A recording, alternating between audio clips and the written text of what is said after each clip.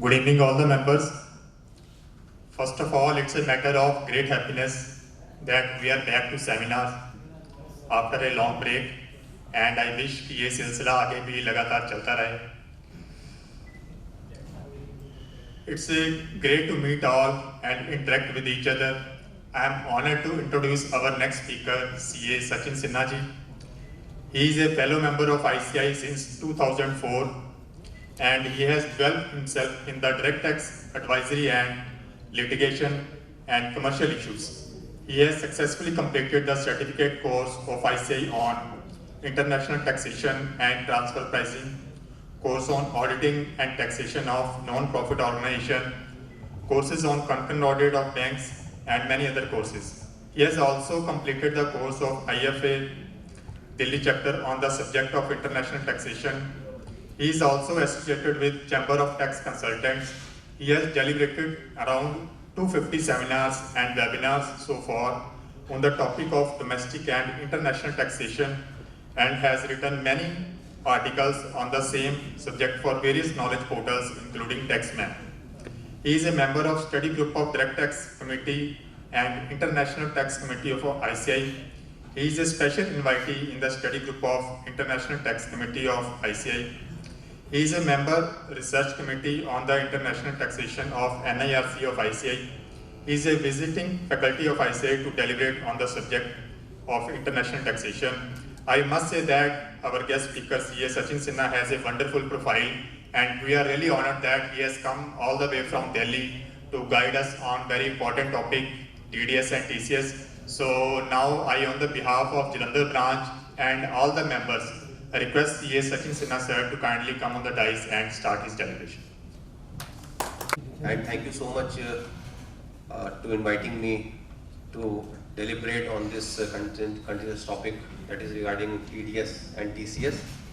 And since I have already deliberated the same issue in the morning session in Ambala, so of course there's so many questions with me which I can pose before you to expect the answer from you.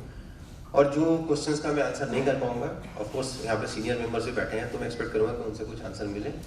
But at the outset I would like to thank to the Jalandhar branch for inviting me. Number first of all thank you chairperson Sonia ma'am, thank you Shashi Bhushan ji vice chairperson, Gurleen Singh ji secretary, Umakant ji my co speaker, and our very own Chandrajot Singh Nanda sir in absentia. He is about to come by 7:30 around. So उसके बाद तो dice sir का होगा. In the meanwhile जो भी issues होंगे हम लोग उसको डिस्कस करेंगे. फर्स्ट थिंग फर्स्ट, हमारा जो प्रोटोकॉल होगा, मुझे जो अलॉट टाइम दिया गया है अराउंड 45 to 50 मिनट, हम उसको स्ट्रेच कर सकते हैं घंटे तक. टू वे कम्युनिकेशन, आपकी जो भी क्वेश्चन है you feel free to ask. ऐसा नहीं है कि डेलिब्रेशन खत्म होगा तो एंड में पूछेंगे सर वो एंड पता नहीं, तब तक फिर कोई नया इशू आ जाएगा, फिर हम लोग उसको भूल जाएंगे. अगर मैं जिस क्वेश्चन का आंसर आज नहीं कर पाया उस क्वेश्चन को मैं नोट करके ले जाऊंगा, आपको बाद में आंसर कर सकता हूँ. But I try my level best कि मैं आपको आज ही आंसर करूँ सारे क्वेश्चंस का. प्रैक्टिकल इश्यूज डिस्कस करेंगे. मैथमेटिकली तो आप सब ऑलरेडी पढ़ चुके हैं, क्लाइंट ने भी आप लोगों से पूछा होगा, बट प्रैक्टिकली कैसे इसको हैंडल करना है और प्रैक्टिकल क्या क्या क्वेश्चंस अराइज हो सकते हैं उसको हम लोग डिस्कस करेंगे. तो मैं जनरली डाइस यूज नहीं करता, मैं बीच में आता हूँ. मेरी वॉइस क्लियर होगी आप लोग तक? कोई अगर इश्यू होगा वॉइस का तो आप मुझे बताइएगा तो चलाएंगे. इसके पहले हम लोग थोड़ा डिस्कस करते हैं background of the section. 3-4 section बहुत इंपॉर्टेंट है जो 1 जुलाई 2021 से एप्लीकेबल हुए. पहला सेक्शन 194Q. 194Q में इन्होंने ये बोला कि हम परचेज ऑफ गुड्स के ऊपर भी टीडीएस काटेंगे, जबकि अभी तक क्या होता था, परचेज ऑफ गुड्स के ऊपर टीडीएस का कोई कॉन्सेप्ट नहीं है. इनफैक्ट अगर कोई आप परचेज कर रहे हैं अदर देन सर्विसेज तो टीडीएस का ही कोई कॉन्सेप्ट नहीं. और अभी भी अगर मैं फॉरेन एंटिटी से गुड्स परचेज करता हूं तो टीडीएस का कॉन्सेप्ट नहीं. बट लास्ट ईयर ये टीसीएस का कॉन्सेप्ट लेकर आए. अगर आप पेमेंट करते हैं तो जो पेमेंट जो पैसा रिसीवर यानी कि जो सेल कर रहा है गुड्स वो अगर रिसीव करता है तो टैक्स भी कलेक्ट करेगा.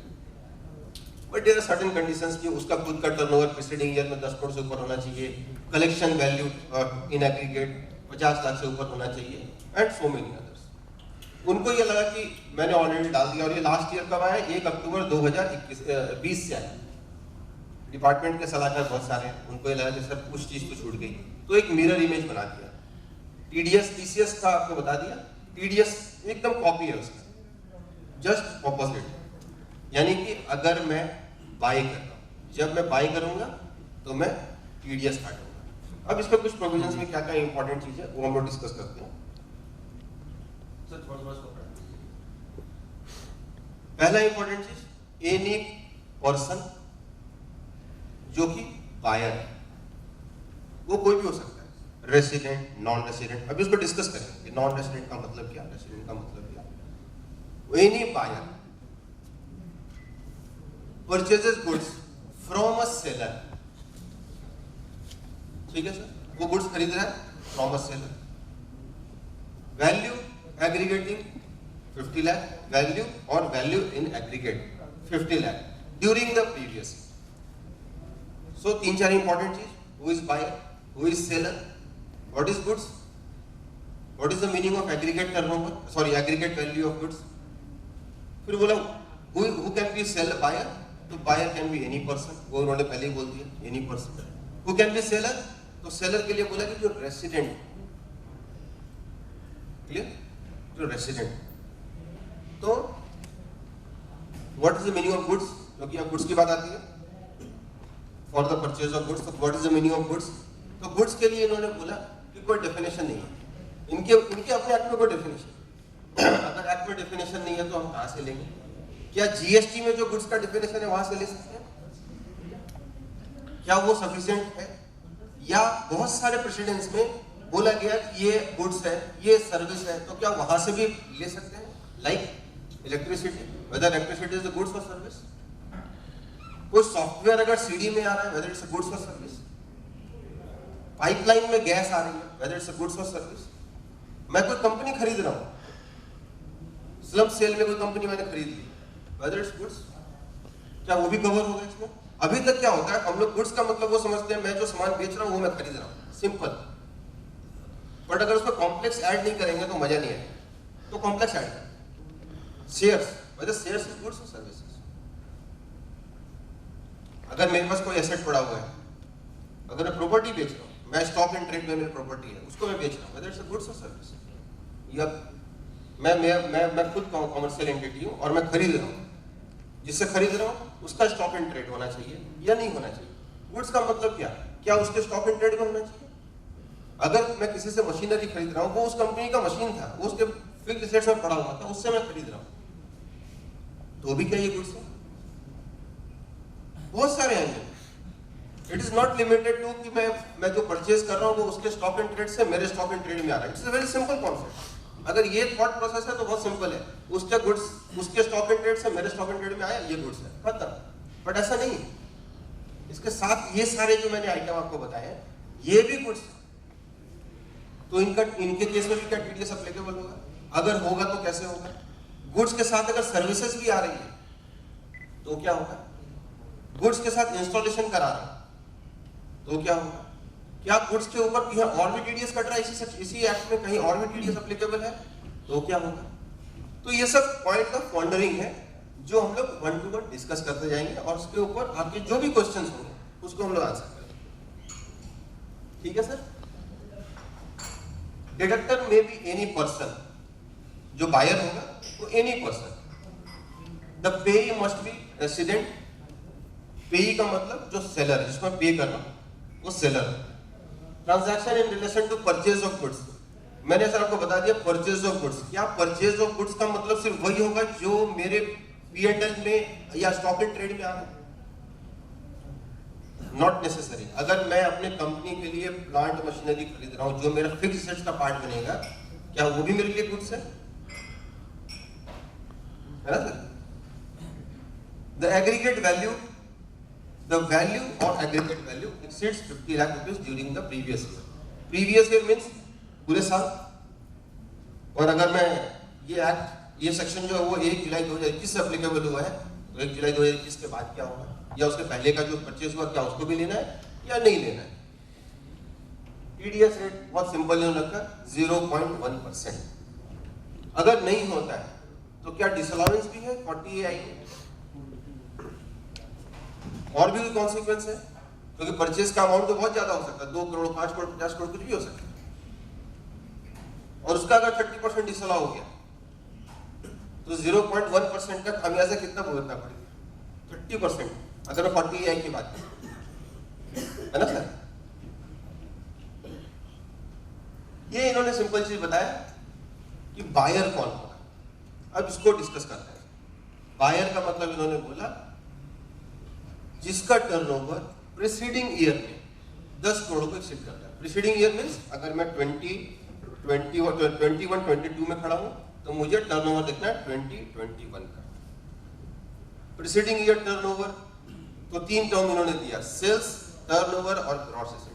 सिमिलर टर्म है जो 44AB से बोरो होता है। Sales oblique turnover oblique gross asset exceeds 10 crore rupees from the business carried on by the SSC in the preceding year। ठीक है सर? तो टर्नओवर होना चाहिए फ्रॉम बिजनेस, प्रीसीडिंग ईयर का होना चाहिए। अब एक एग्जांपल लेते हैं।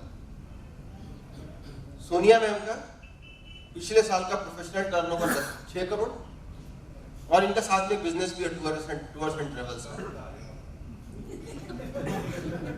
सर मुझे बोला गया थोड़ा अंडर रिपोर्टिंग करने के लिए। आपका अगर ऐड कर दो फिर अंडर रिपोर्टिंग है। 6 करोड़ प्रोफेशनल इनकम, इनका टूर्स एंड ट्रेवल्स का भी बिजनेस है जिससे इनका turnover 6 crore, total turnover 12 crore. Applicable होगा नहीं होगा? ये कोई गुड्स खरीद रही है, अपने टूर्स एंड ट्रेवल्स के लिए गाड़ी खरीद रही है और गाड़ी का वैल्यू 50 लाख से ऊपर है पूरे साल का, जो इन्होंने टाटा मोटर्स से खरीदा है। Let's take a very simple example. Applicable not गाड़ी में टीसीएस कट रहा है। हां टीसीएस कुछ और एग्जांपल ले लेते हैं। यहाँ पे टीडीएस का प्रोविजन आता है। सो इन्होंने जो टर्म बोला प्रीसीडिंग ईयर का टर्नओवर फ्रॉम द बिजनेस, तो मुझे सिर्फ बिजनेस का लेना, प्रोफेशन का नहीं। प्रीसीडिंग ईयर में इनका टर्नओवर 12 करोड़ था प्रोफेशन में, अभी तो सरेंडर रिपोर्टिंग नहीं है, 12 करोड़ था पिछले साल। बिजनेस इनकम मिलता जुलता हो गया सर अभी। चलो आसपास है, ठीक है। 12 करोड़ था प्रीवियस ईयर में, लेकिन मैम ने बोला अब हमें वो बिजनेस करना ही नहीं, छोड़ो। 12 करोड़ में कौन सुखी होता है? कुछ नया करते हैं, इस साल कुछ नया बिजनेस कर रहे हैं, या इस साल इन्होंने बोला चलो छोड़ो वो हो गया, प्रैक्टिस में ध्यान लगाते हैं, प्रैक्टिस में टर्नओवर अच्छा करते हैं, और उन्होंने प्रैक्टिस शुरू की। तो इन्होंने क्या किया, अब प्रैक्टिस पर्पस के लिए मैं बोल रहा हूँ, किसी लॉयर का चैम्बर इन्होंने खरीद लिया। चैम्बर का मतलब उनके बुक्स भी साथ में आ जाते हैं। Books is also goods, correct sir? Books भी खरीद लिए, total value more than 50 lakh rupees. Applicable not applicable?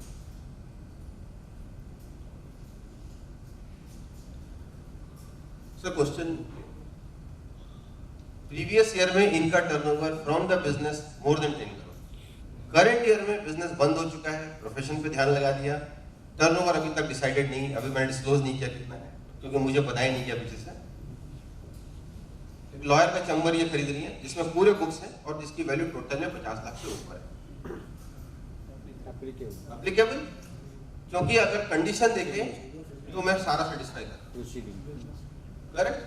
तो एप्लीकेबल। अब इन्होंने बोला अगर ये सिचुएशन है तो ये सेक्शन एप्लीकेबल हो गया। अगर ये देखें सर बहुत बड़ा सेक्शन नहीं है, छोटा सेक्शन है। उसके बाद 3 और 4 में इन्होंने बोला कि हमें कोई गाइड, अगर कोई दिक्कत होगी तो हम गाइडलाइन लेकर आएंगे। फिर उनको पहले ही रियलाइज हो गया कि दिक्कत तो होनी ही है, तो गाइडलाइन लेके आ जाते हैं। लेकिन एक्ट लेकर आए थे सर, ये 1 फरवरी को जब इन्होंने एक्ट लेकर आया उसका फिर पास हो गया। गाइडलाइन कब लाए? 30 जून को, क्योंकि उनको पता था कल अगर आज नहीं लाया तो कल से तो बहुत सुनना पड़ जाएगा, तो आज लास्ट डे, आज तो निकाले। तो शाम को 5, 5:30, 6 बजे अगर आया, मैं गलत नहीं हूँ, 30 जून को ये शाम को 5:30, 6 बजे आया सर, करेक्ट सर? उसके बाद उन्होंने बोला ये गाइडलाइन पढ़ लो, आप, मेरा काम हो गया, गवर्नमेंट ने अपना काम कर दिया। ओके, अभी भी मैं एक्ट में ही हूँ। उसके बाद इन्होंने बोला कि ये सेक्शन इन 2 केसेस में एप्लीकेबल नहीं होगा। पहला केस जहां पे किसी भी सेक्शन में टीडीएस कट चुका है तो टीडीएस एप्लीकेबल, ये सेक्शन में टीडीएस एप्लीकेबल नहीं होगा। सर कोई एग्जांपल देके बताइए कौन सा सेक्शन में गुड्स के ऊपर टीडीएस कटता है? Any thought? Works contract, whether it's a goods or service? So हमें सच में GST तो मैं ये जीएसटी में सर्विस बोलते हैं इसको, क्योंकि उन्होंने अलग करना था कि भाई what is goods what is service, उन्होंने जीएसटी में बोले भाई ये सर्विस मान लो, बट कंपोजिट गुड्स भी जा रहा है सर्विस भी जा रहा है। अगर आप गुड्स की बिलिंग सेपरेटली करते हो तो आप बोलेंगे मैंने गुड्स सप्लाई किया, सर्विस की बिलिंग सेपरेटली करते हो तो सर्विस किया। अगर कंबाइन करते हैं तो हम कहते हैं एग्जैक्टली 194 सी एप्लीकेबल होगा, तो उस केस में ये एप्लीकेबल नहीं है। और कोई सेक्शन? प्रॉपर्टी, जहां पे कि उन सामने वाले के प्रॉपर्टी है और वो जो खरीद रहा है तो उसके लिए स्पेसिफिक सेक्शन है 194 आई, और property also goods, property also goods, तो वो उस केस में भी एप्लीकेबल या ये सेक्शन नहीं होगा। और कोई सेक्शन? थोड़ा पीछे से भी सर, थोड़ा इंटरेक्टिव बनाएंगे तो ज्यादा मजा आएगा आपको भी मुझे भी, नहीं तो चेयरपर्सन बोलेंगे कि फिर आप आए क्यों। एक सेक्शन और 194 को 194 किस लिए लाया गया? लास्ट ईयर इन्होंने ये बोला, लास्ट ईयर आया था ये, अगर कोई e commerce operator e commerce participant से कोई गुड्स खरीद रहा है तो स्पेसिफिक सेक्शन एप्लीकेबल होगा। लाइक अगर अमेजॉन सैमसंग से टीवी फ्रिज मोबाइल फोन खरीदता है, पूरे साल में 10 करोड़ का खरीद रहा है, तो 194 क्यू एप्लीकेबल नहीं होगा। जब इन 3-4 केसेस में एप्लीकेबल नहीं होगा, ऑलरेडी टीसीएस है ही, तो ये 194 क्यू की जगह इसको बोलना चाहिए क्यू 194 क्यू। क्यों लाया गया इसको? जब ऑलरेडी एक सेक्शन आपने टीसीएस का डाल दिया, 3-4 चीजों में एप्लीकेबल नहीं हो रहा है, इसको लाने की जरूरत क्या थी? कहाँ कैच करना चाह रहे हैं आगे डिस्कस करते हैं, ठीक है? तो अभी तक का प्रोविजन क्लियर हुआ। पहला चीज उन्होंने बोला कि अगर किसी सेक्शन में किसी एक्ट में किसी सेक्शन में टीडीएस कट रहा है तो इस सेक्शन में नहीं कटेगा। किसी एक्ट में अगर कोई सेक्शन में टीडीएस कट रहा है तो यहाँ नहीं कटेगा। दूसरा चीज उन्होंने बोला, अगर 206C अप्लाई हो रहा है तो ये सेक्शन एप्लीकेबल नहीं, ठीक है, एक्सेप्ट 206C1H। 206C1H को उस लिस्ट से बाहर रखा है, तो क्या 206C1H और 194Q साइमल्टेनियसली अप्लाई नहीं होगा? पर यहां तक का सेक्शन को अगर देखेंगे तो बोलते हैं TCS is collectable under section 206 comma other than transaction on which 206C1H applies. इसका मतलब इसको अलग कर दिया, अदर देन। लेकिन अगर मैं 206C1H पढ़ता हूं तो वहां पे बोलता है अगर किसी सेक्शन में टीडीएस डिडक्टेबल है, if the TDS is deductible under any other provision of this act, then this section does not apply। तो उन्होंने बोला कि वो अगर TDS डिडक्टेबल हो रहा है तो ये सेक्शन अप्लाई नहीं होगा। Clear sir? तो इसका मतलब first right of deduction of tax कहाँ गया? TDS। तो 190 बहुत लोगों का है क्वेश्चन, 194Q वर्सेस 206C1H, पहले कौन सा अप्लाई होगा? पहले अंडा आया पहले मुर्गी? तो भाई 194Q ही अप्लाई होगा। इन्होंने क्लियर कर दिया। सर आप कुछ कहना चाह रहे हैं? क्लियर ना सर? उसके बाद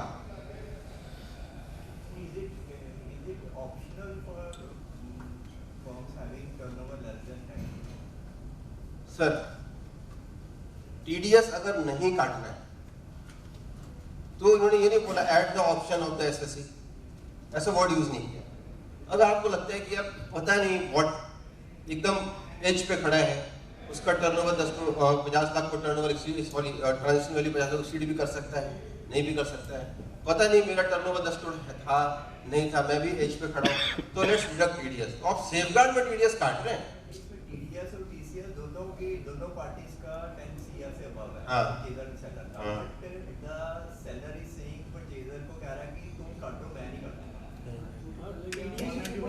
उल्टा सॉरी उल्टा नहीं है। हाँ। जो परचेजर है उसकी 9 करोड़ है, हाँ। सेलर 10 करोड़ पे। हाँ। वो परचेजर को फिर भी कह रहे हैं इट्स ऑप्शनल, आप 9 करोड़ है चाहे आप काटो मेरा। नहीं, तो सैलरी का तो नहीं हो सकता। Not possible. उस केस में सेलर को 206C1H में करेक्ट करना है। सर लॉ में अगर आप देखेंगे ना, दोनों सेक्शन को कंपार्टमेंट वाइज कर दिया, एकदम अलग अलग कर दिया है, और मैं अपनी responsibility by my own choice I cannot transfer it to you. तो मैं नहीं काटा हूँ, आप काट लो, sir one bogie two parts. ठीक है ना? एकदम क्लियर कट लॉ में एकदम डिमार्केशन किया हुआ है, और ये आप ये नहीं कह सकते कि मैं नहीं काट रहा हूँ आप काट लो, ये तो ऐसा चॉइस की बात नहीं है। ठीक है सर? कुछ इंपॉर्टेंट पॉइंट जैसे अभी मैंने बताया, प्रीवियस ईयर का मतलब पूरा साल कवर होगा। 1 अप्रैल 2021 से लेकर 30 जून तक 45 लाख का परचेज हुआ। रिमेनिंग पीरियड रिमेनिंग 9 मंथ्स में 10 लाख का परचेज हुआ, तब भी 5 लाख के ऊपर एप्लीकेबल होगा। TDS even in case of advance payment clear है, क्योंकि अगर at the time of payment और credit whichever is earlier, तो TDS is applicable on advance payment.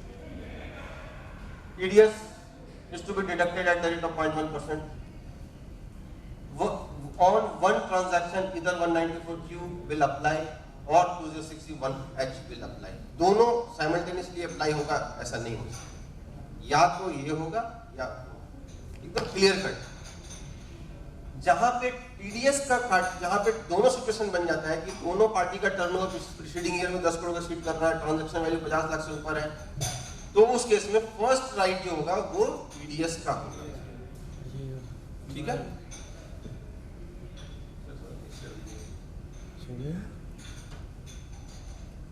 सो बहुत सारे बेसिक क्वेश्चन है। What is the advance given to seller, what is the goods return by the buyer, ये सब हम लोग already आप लोग भी डिस्कस करते आ रहे होंगे, और इसमें कोई क्वेरी होगी तो हम लोग उसको भी डिस्कस करेंगे। But these are the basic question कि ऐसा होगा तो क्या होगा, क्योंकि जब ये सेक्शन आया था गुड्स रिटर्न बाय बायर होगा तो क्या होगा? गुड्स रिटर्न बाय बायर है, TDS तो कट गया। गुड्स रिटर्न में बायर कब होगा सिचुएशन, जब आपके पास गुड्स आपने खरीद लिया, आपने देखा क्वालिटी मेरे हिसाब से नहीं है, मैं वापस कर रहा हूँ, TDS कट गया।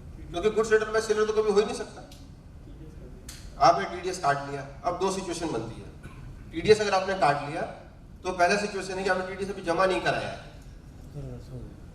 तो आप कहेंगे मैं रिवर्स कर देता हूँ।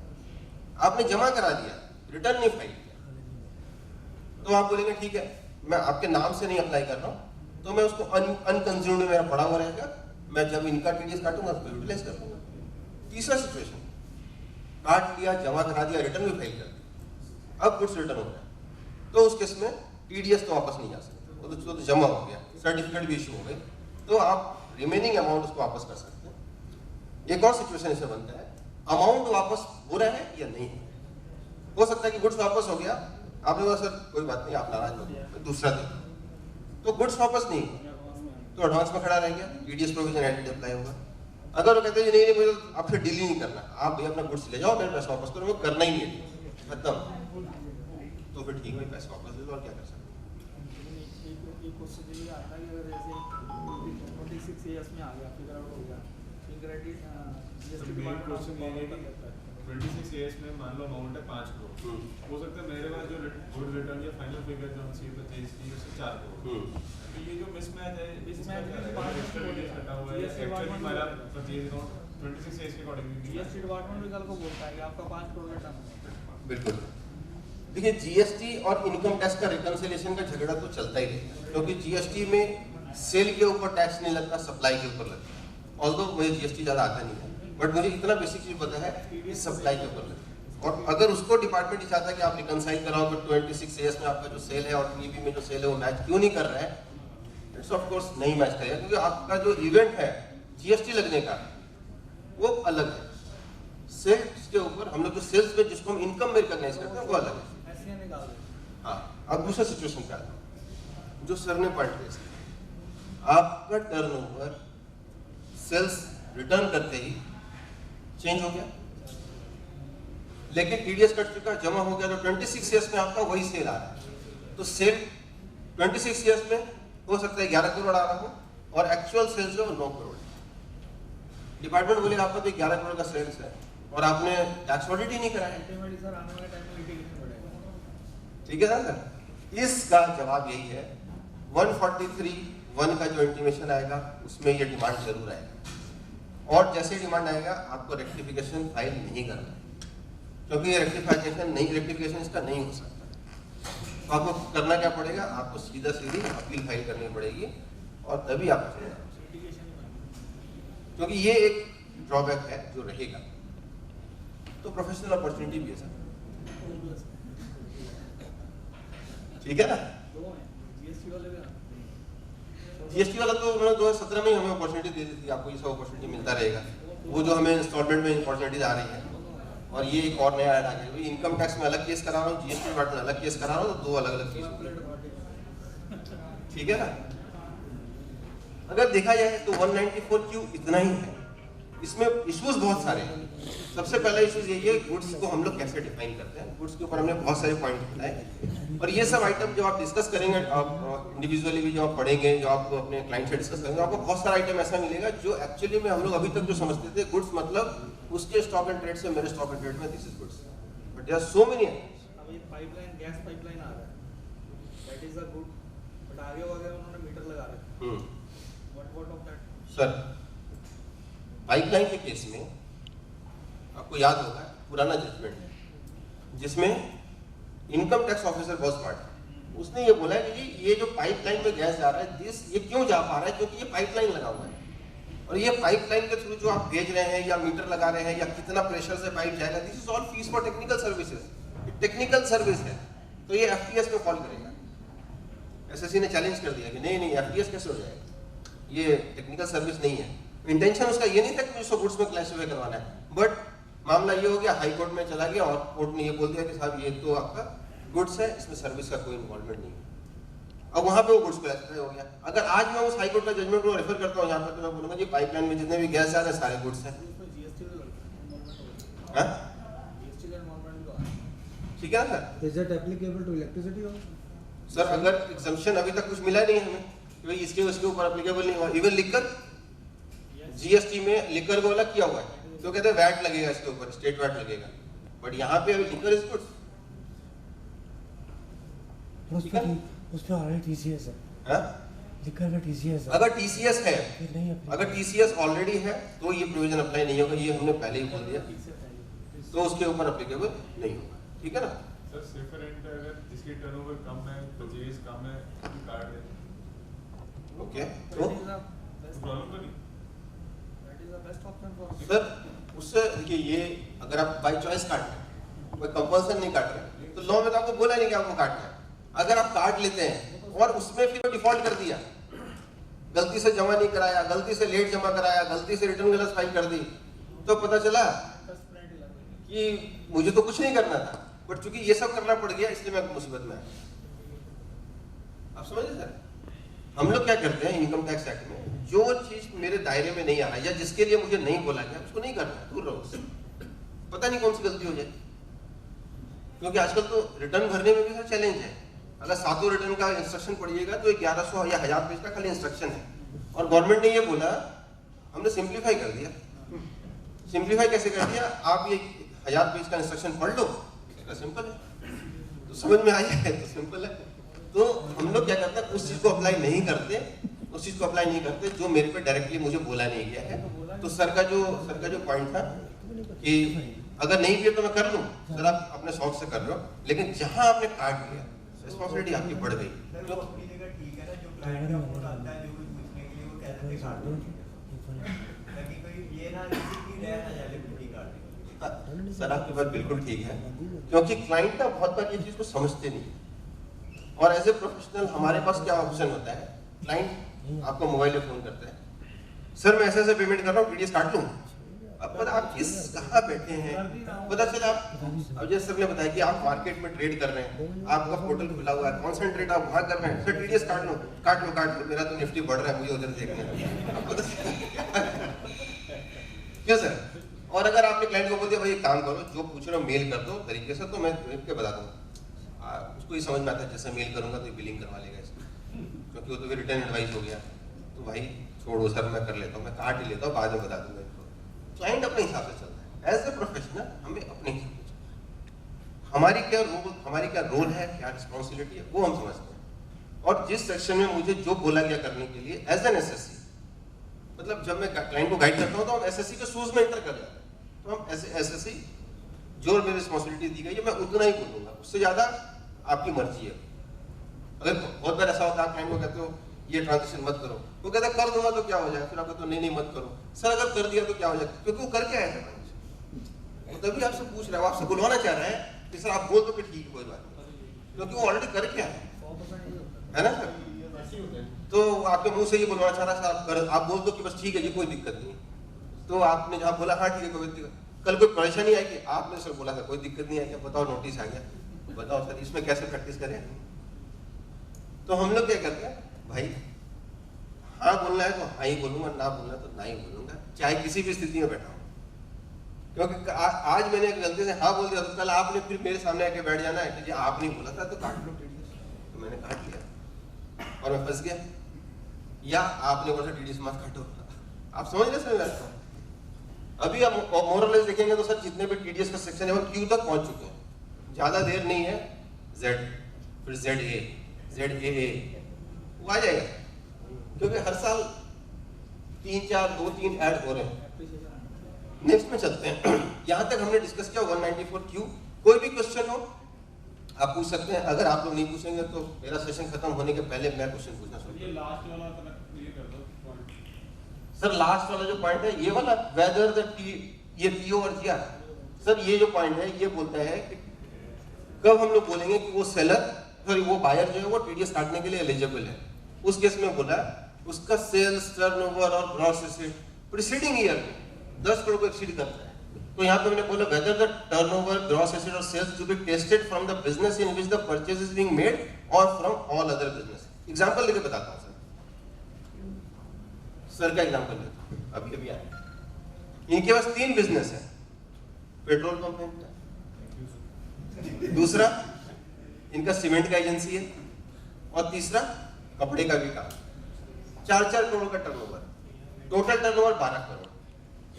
ठीक है सर? सर आप 12 से आगे नहीं बढ़ते? और बताओ वो पेट्रोल पंप के अकेले महीने की सर, मैं बढ़ा दूंगा तो फिर आप बोलोगे सर आपने ओवर रिपोर्टिंग कर दी। तो 12 करोड़। अब सर ने क्या किया, अपने सीमेंट वाली कंपनी के लिए और सीमेंट खरीदा। अब सर कहते हैं सीमेंट वाले में तो मेरा 4 करोड़ का टर्नओवर है, तो मैं तो TDS क्यों काटूं इस केस में? अप्लीकेबल नॉट सर, आप लोगों को क्या किया? सर पैन बेस पे आना चाहिए अप्लीकेबल, क्योंकि मेरा टर्नओवर टोटल में 10 करोड़ को एक्सीड कर गया। सर मेरा आइडिया सिर्फ 10 करोड़ को बढ़ाना था, उससे ऊपर जितना भी हो सकता है, मोर देन 10 करोड़ मुझे यूज करना है, जितना मर्जी कर लो, बाकी कच्चे से ठीक है ना सर? तो उस केस में अप्लीकेबल होगा। मटेरियल तेल से ब्लैक क्लियर सर? तो यहाँ पे जो बताने का पर्पस था वो यही था कि बिजनेस से होना चाहिए, बिजनेस A हो, B हो, C हो, कोई फर्क नहीं पड़ता, तीनों को एग्रीगेट कर लीजिए और ले लीजिए। सर नहीं। सर एक क्वेश्चन आ रहा है, परचेज वैल्यू हुआ, ये कौन सी वैल्यू पे काटता है, बिफोर GST और आफ्टर GST? ओके सर, उसको भी एंटरटेन करते हैं। सर ने बहुत इंपॉर्टेंट क्वेश्चन पे अभी आपने हाथ रख दिया, मुझे इसको बोलना पड़ेगा थोड़ा। वैल्यू एग्जांपल ले रहा हूँ, मैंने सामान सर से खरीदा X सामान और मैं इनको Y सामान बेचता हूँ, हमारा दोनों का ट्रेड चलता रहता है। तो सर ने बोला एक काम करो, पेमेंट क्यों करना है, आपका मेरे बुक्स में डेबिट क्रेडिट है, मेरे बुक्स में आपका debit credit, let's set of, payment नहीं कर रहे, TDS की लायबिलिटी आएगी नहीं आएगी? आएगी ना, क्योंकि at a time of payment और क्रेडिट विच इज अर्लियर। अब चूंकि पेमेंट तो गया नहीं, अगर इसको चेंज करते हैं कि कोई ऐसा गुड्स आ रहा है जो कि डायरेक्ट मार्केट वैल्यू पे नहीं है, तो उसका वैल्यू कैसे डिसाइड होगा? 50 लाख से ऊपर कोई गुड्स है, सपोज कि जो कोई मशीनरी आ रहा है, इनकी फैक्ट्री में मशीन लगा हुआ था, जो इन्होंने बोला कि आप खरीद लो मेरे से, मैंने खरीद लिया, वो स्क्रैप नहीं है, मैंने खरीद लिया 50 लाख से ऊपर। इनके बुक्स में वो मटेरियल वो आइटम था 35 lakh, fair market value 55 lakh. मैं अपने बुक्स में क्या रिकॉर्ड करूंगा? तो जितने भी आपने खरीदी है जो इनवॉइस है, कितने की इनवॉइस है, जितने की इनवॉइस है, तो फेयर मार्केट वैल्यू एज्यूमिंग ए कैपिटल एसेट है, फेयर मार्केट वैल्यू का कॉन्सेप्ट आएगा, ठीक है ना सर? तो वैल्यूएशन भी एक इंपॉर्टेंट पार्ट है। अब सर के क्वेश्चन पे आता हूं, जो दूसरा पॉइंट था सर का कि GST का क्या करेंगे। सपोज कीजिए अगर मैंने 45 लाख का गुड्स खरीदा और 6 लाख का GST है उसके ऊपर, तो टोटल वैल्यू 51 लाख परचेज कर रहा हूं आपसे, अप्लीकेबल होगा नहीं होगा? क्योंकि मेरा टोटल एक्सीड कर गया 50 लाख से, बट टैक्स के ऊपर टैक्स टैक्स के ऊपर टैक्स नहीं लगेगा। तो और दूसरा चीज सेक्शन में क्या बोला गया, वैल्यू और aggregate value of the goods purchase seeds 50 crore, sorry 50 lakh. इसका मतलब गुड्स की बात कर रहे हैं, मैं गुड्स की वैल्यू दूंगा। अब एक क्वेश्चन और साथ में रहेगा, आप इस मशीन, इन्होंने इस होटल वालों ने एसी खरीद लिया 48 लाख में, और साथ में बोला भैया आप इंस्टॉलेशन करा दो मेरा 3 लाख, टोटल 51 लाख हो गए। अब बताइए एप्लीकेबल होगी सर नहीं? एप्लीकेबल ही हो ना, ग्रॉस वैल्यू तो 51 लाख होगी सेम डीलर से। गुड्स सर्विस, बहुत आगे ना, 2 बिलिंग होगी तो नहीं होगा। अगर 2 सेपरेट बिलिंग होगी तो नहीं होगा, क्योंकि आपने गुड्स को अलग किया हुआ है, अलग और सर्विस को अलग किया हुआ है। लेकिन अगर आपका गुड्स और सर्विसेज एक ही साथ आ रहा है तो उस केस में अगर आप आइडेंटिफाई कर सकते हैं कि मेरा सर्विस कंपोनेंट इतना है, तो आप चैलेंज कर सकते हैं साहब सर्विस कंपोनेंट अलग है, गुड्स कंपोनेंट अलग है, ऑल्दो ये एक ही बिल में है लेकिन अलग अलग है, जिसको मैं सेग्रीगेट कर सकता हूँ, तो मेरा ये 48 लाख का गुड्स है GST applicable, sorry PDS applicable नहीं है। उसमें ऐसा होगा ना कि कंपोजिट में अगर बिल बना देता है उसका जीएसटी का रेट ऑफ जीएसटी सेम रहेगा, बिकॉज प्लांट का जो रेट ऑफ जीएसटी 18%, सर्विस का भी 18%, वो कंपोजिट में बना देता तो भी रहेगा, बट मैटर इज देयर कि वो एक अलग से एक लेटर उससे ले ले, एग्रीमेंट ले ले। सर मैंने पहले डिस्क्लेमर दे दिए, मुझे जीएसटी में कुछ नहीं आता, आप 18% 28% बोलेंगे, मुझे तो ये भी नहीं पता कि दोनों का एग्रीगेट करके 18% एप्लीकेबल होगा कि नहीं होगा, मुझे नहीं पता। मैं इनकम टैक्स के पॉइंट ऑफ व्यू से बोल रहा हूँ, चाहे वो जीएसटी में शायद वो बिल चलता भी होगा कि दोनों आइटम को एक ही बिल में हम लिख सकते हैं सर, लिख सकते हैं, तो लिख सकते हैं आप, लेकिन वो आइटम लिखा होना चाहिए। अगर आपने बोल दिया sale and installation of AC composite कर दिया फिर तो 51 लाख रुपए, तो फिर पूरे पे आ गया। हाँ फिर तो आएगा अगर कंपोजिट में चलेगा। ठीक है ना, तो ऐसे बहुत सारे इश्यूज हैं। अब आते हैं, इन्होंने साथ में एक चीज और बोला, कहने का मतलब ये है कि अल्टीमेटली दो बिलिंग करवाएं। कहने का मतलब ये ultimately 2 billing sir safe guard के लिए तो 2 करना ठीक अगर रहेगा, सिंगल भी करवानी है तो सर 48 लाख सेपरेट करा लीजिए, उसमें अलग अलग दिखना चाहिए। सेपरेट मेंशन चलेगा। तो एचएसएन तो सर आइटम के सामने लिखते होंगे, है ना, तो वो तो कोई दिक्कत सेग्रीगेट नहीं, किया जाए, सेग्रीगेट। बट करेगा नहीं। अब एक क्वेश्चन और आता है कि जो मैं जिससे मैं खरीद रहा हूँ उसको वो अगर एग्जम्प्ट है तो क्या होगा, क्या उस केस में भी टीडीएस प्रोविजन एप्लीकेबल होगा? जिससे मैं खरीद रहा हूँ वो एग्जम्प्ट है, जिससे मैं खरीद रहा हूँ वो पर्सन टैक्स से एग्जम्प्ट है, वो पर्सन टैक्स से एग्जम्प्ट है। सर ध्यान रखिएगा, इसमें पर्सन टैक्स से एग्जम्प्ट है, इनकम एग्जम्प्ट की बात नहीं कर रहे। इसका मतलब अगर मैं सपोज कीजिए किसी कौन सा एग्जांपल लूं, कोई भी चैरिटेबल इंस्टीट्यूशन है जिससे आप गुड्स खरीद रहे हैं, एनजीओ को गुड्स खरीद रहे हैं, तो उस केस में एप्लीकेबल होगा या नहीं होगा, ये टेस्ट करने के लिए आपको देखना पड़ेगा इसका सेक्शन 10 का एग्जम्पशन है या नहीं है। अगर है तो इसको कितना मिलता है, क्या ये 100% लेने वाला है या नहीं है, क्या मेरे पास इतना अथॉरिटी है कि मैं ये चीज टेस्ट करके डिसाइड करूं कि टीडीएस काटना है या नहीं काटना है? I think no. As a deductor मेरे पास सिर्फ 2 ही क्वेश्चन होते हैं, यस और नो। अगर जहां मुझे डाउट होगा कि ये यस से आगे, नो से आगे बढ़ रहा है बट यस में फॉल नहीं कर रहा है, मैं बोलूंगा काम करो सर्टिफिकेट ले आओ, ठीक है ना सर। लेकिन जहां पे पर्सन ही एग्जम्प्ट है, पर्सन कौन से एग्जम्प्ट होते हैं? 196 में इन्होंने बोला पर्सन एग्जम्प्ट, और इन पर्सन के ऊपर अगर पेमेंट कर रहे हैं या इनके साथ ट्रांजेक्शन कर रहे हो टीडीएस एप्लीकेबल नहीं होगा। Government, reserve bank of India, और इन्होंने अपने गाइडलाइन में एक और चीज ऐड कर दिया, एग्रीकल्चर डेवलपमेंट बैंक और एनी अदर लाइक आइटम्स, जहां पे उन्होंने बोला कि सेपरेट एक्ट में चलते हैं, इनके ऊपर टीडीएस एप्लीकेबल नहीं होगा। गवर्नमेंट मींस क्या? सेंट्रल गवर्नमेंट, स्टेट गवर्नमेंट, कुछ नहीं बोला। Government, whether PSU is also government, क्योंकि पीएसयू वाले बोलते हैं कि हम तो गवर्नमेंट एंटिटी है, PSU is not government. Sir तो टैक्स है ना, there income is taxable. Correct.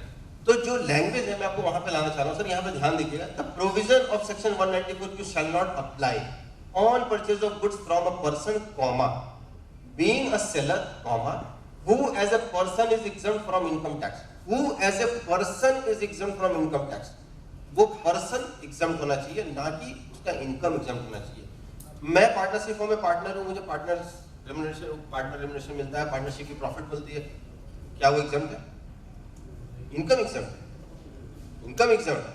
But मेरे हैंड में अगर मैं ऐसे मैं तो मैं पर्सन एज ए पर्सन में एग्जम्प्टेड पर्सन नहीं, ऐसा नहीं कि कोई भी इनकम मेरे पास आई है तो एग्जाम्प्ट हो गया, अगर मेरे साथ में कोई और इनकम है तो दैट इज नॉट एग्जाम्प्ट।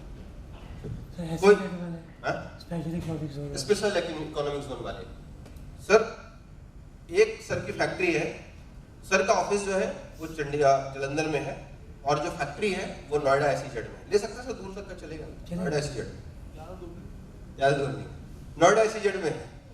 और सर का ये कहना है कि भाई मेरे पास तो जो भी मैं वहां से सेल करता हूँ सारा एग्जाम्प्ट है, क्योंकि मैं एक्सपोर्ट करता हूँ सारा 100% एग्जाम्प्ट यूनिट। ठीक है सर, तो बात ये आती है सर, लेकिन सर का जो फैक्ट्री जो कि ऑफिस यहाँ पे है, तो इन्होंने चूंकि प्रॉफिट बहुत कमाया, टैक्स देना नहीं था, तो इन्होंने पैसे को FD में लगा के चले गए और वो FD बिजनेस के नाम पे था और वहां से इंटरेस्ट भी आ रहा है, तो डेट इज नॉट एग्जाम्प्ट। ठीक है सर, क्योंकि आपका तो एक्सपोर्ट टर्नओवर एग्जाम्प्ट है। तो उस केस में क्या ये अप्लीकेबल होगा? अप्लीकेबल होगा। दूसरा चीज, कोई FD नहीं सर, अभी आप लोगों ने ना बोला है क्लियर रखिए, अब इनका कोई FD नहीं है, तो यहाँ पे कोई इनकम भी नहीं है, सिर्फ एक ही इनकम है, that is business from profit from business and that is exempt because there is no tax up to 10 years।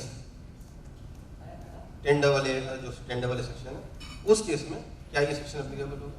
Sir basically देखा है TDS तो एप्लीकेबल होना चाहिए, एग्जम्पशन सर्टिफिकेट ले लो बात अलग है, क्योंकि बेसिकली एग्जम्पशन उसको उसके करके मिली है कि SEZ कर, मेरे हिसाब से TDS एप्लीकेबल रहना चाहिए उसके। करेक्ट, मैं उसी पे लाना चाह रहा था, उसी पे लाना चाह रहा था। यूनिट एग्जाम्प्ट है, SEZ में यूनिट एग्जाम्प्ट होता है, पर्सन एग्जाम्प्ट नहीं होता है। उस यूनिट में जो इनकम होता है, यूनिट का इनकम कैसे निकालता है? Sales from that unit. अगर सर का एक यूनिट और जलंधर में भी है और एक यूनिट नोएडा SEZ में है, तो ऐसा नहीं है सर ये कह सकते कि मेरे को उसका एग्जम्पशन है तो आप मेरे को उतने प्रोपोर्शनेट में टैक्स नहीं अप्लाई नहीं, क्योंकि यूनिट एग्जाम्प्ट है। पर्सन, यहाँ जो वर्ड इन्होंने यूज किया ना, mutual fund who as a person is exempt, तो पर्सन तो एग्जाम्प्ट नहीं। क्लियर सर, आगे बढ़ते हैं।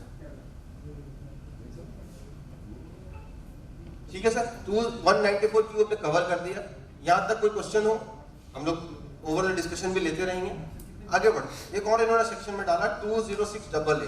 206AA कोई नया सेक्शन नहीं है, हम लोग पहले से पढ़ते आ रहे हैं। इसमें से उन्होंने एक प्रोविजो क्लॉज ऐड कर दिया, अगर 194 में, तो पहले 206 क्या था तो बैकग्राउंड दे देता हूँ। 206AA में ये बोलता है कि अगर सामने वाले के पास पैन नहीं है, पैन नंबर नहीं है, तो आपको इन तीन में से हायर रेट डिडक्ट करना है। ये तीन रेट कौन कौन सा है? पहला rate specified in the act, दूसरा रेट इन फोर्स, तीसरा 20%। तो rate specified in the act कौन सा होगा? जो एक्ट में ऑलरेडी रेट दिया होगा, चाहे वो सेक्शन 115 कैपिटल ए में दिया हो या 194C 194J रेट दिया हुआ है। Rate in force 2 section 2 clause 37 capital A, वहां पे बोलता है जो रेट हमने फाइनेंस एक्ट में दिया वो एप्लीकेबल हो। जैसे कौन बनेगा करोड़पति में अगर आपको जीतते हैं, तो उसके ऊपर ये नहीं बोला कि 20% या 30%, उन्होंने बोला rate in force, specific section बोला था रेट इन फोर्स। तीसरा बोलता है 20%, विच एवर इज हाइयर, जो भी ज्यादा होगा वो एप्लीकेबल। ठीक है, एग्जांपल लेके चलते हैं, 20% इज हाइयर। अब इन्होंने ऐड कर दिया 194Q का केस अगर है तो फिर वो जो 20% है उसको आप 5%, क्योंकि 0.1% था तो उसको अगर मैं 20% कर दूंगा तो बहुत ज्यादा हो जाएगा। अब एक क्वेश्चन यहाँ पे सर निकलता है कि 206AA में किसी का TDS कट गया तो क्या वो पर्सन अपना क्रेडिट ले सकता है? सर का TDS कट गया 206AA में, सॉरी सर आपका पैन नंबर होगा ही नेचुरली, बट मैं एग्जांपल ले रहा हूँ। 206AA में कट गया, क्या ये क्रेडिट ले सकते हैं उसका अपने रिटर्न में? अब आते हैं 206AB में, क्योंकि ये इतना ही है। रेक्टिफिकेशन करा सकते हैं, हाँ? रेक्टिफिकेशन करेक्शन करा सकते हैं, पैन लेके पहले पैन लो फिर उसको रिटर्न दो। करेक्शन करा सकते हैं, और टेक्निकली वो कितना सही होगा ये आपको देखना है, क्योंकि पैन जो इश्यू होगा वो ट्रांजैक्शन डेट के बाद होगा। नहीं, मेरे पास पैन है, हाँ, पर मैंने उसको नहीं दिया। ओके ओके सर, सर का पैन है पर उन्होंने दिया नहीं, इन्होंने सोचा ट्राई करते हैं, अगर निकल जाता तो ठीक है। बाद में भी होगा तो मीटेबल। हाँ, अगर पैन आपके पहले से था, आप नहीं दे पाए इसलिए आपका 20% कटा है, तो फिर आप पैन दे के करेक्शन करवा सकते हैं। लेकिन अगर कोई कहता है ये पैन आज तो नहीं है, ऐसा करता हूँ मैं अप्लाई कर देता हूँ, 15 दिन के अंदर आ जाएगा, आपको इशू दे दूंगा, आप मेरा रिवाइज कर देना रिटर्न को।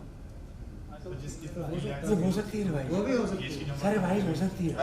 वो भी हो रिवाइज हो सर हम सिर्फ 190 को क्यों सोच रहे हैं? 206 तो पूरे पे अप्लाई होता है, 206 डबल ए तो सारे पे अप्लाई होता है। नहीं बट रेक्टिफिकेशन का प्रोविजन तो है, हाँ रेक्टिफिकेशन तो होता है, बाद में भी पैन लेता हूँ तो मैं वो तो कर सकते हैं। ईडीएस रिटर्न तो रेक्टिफाई होता है, इसमें कोई धोखा ही नहीं है। और वो आप कई साल रिवाइज आप कई सालों तक करते रहे। डिपार्टमेंट में भी ध्यान देते हाँ? अंदर उनके माइंड में नहीं आया। पर ऑब्जेक्टिव है ना कि जितना टीडीएस काट रहे हैं रिटर्न कर रहे हैं। ठीक है, अब आते हैं 206 AB में। ये बड़ा इंटरेस्टिंग सेक्शन में डाला। अभी तक इनको ये था कि पैन नंबर नहीं दोगे तो हायर रेट ऑफ टीडीएस। इन्होंने लोग पैन नंबर तो रखते हैं और जब भी काम होता है तो कहते हैं ये लो जी पैन नंबर, टीडीएस भी कटवा लेते हैं 1% और फिर रिटर्न नहीं फाइल करते। तो इन्होंने बोला कि ये मैं ऐसा करूँ 206 AB सेक्शन डालो और इसमें फिर से 3 रेट, ये 3 रेट में आपका जो भी हायर होगा वो अप्लाई होगा। कौन सा? पहला सेम रेट जो rate specified in the act, दूसरा रेट इन फोर्स और तीसरा 5% विच एवर इज हायर। ठीक है सर? तो अगर 1% है कॉन्ट्रैक्टर का और वो रिटर्न नहीं फाइल करता है तो क्या रेट ऑफ टीडीएस लगेगा सर? 5% लगेगा, क्योंकि इन्होंने बोला पहले और दूसरे के लिए तो मैं डबल कर दूंगा। जो रेट दिया हुआ है rate specified in that double कर दो उसको, रेट इन फोर्स डबल कर दो उसको। फिर बोला 5%। तो अगर 1% वाले को मैं डबल करता हूँ तो 2% ही होता है, तो मैं 5% लगाऊंगा। लेकिन मैं प्रोफेशनल को पेमेंट कर रहा हूँ तो पहले 10% लगा दिया, तो मैं फिर 10%, सॉरी 10 का 20 कर दूँ, विच एवर इज हायर।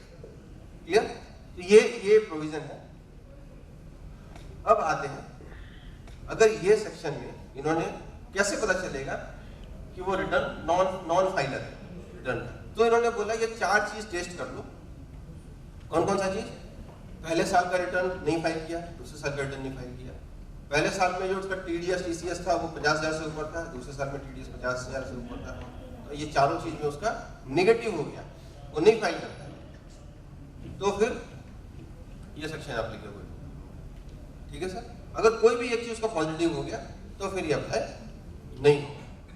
कौन से पीरियड का टेस्ट करना है रिटर्न? लास्ट 2 इयर्स का। कब तक का?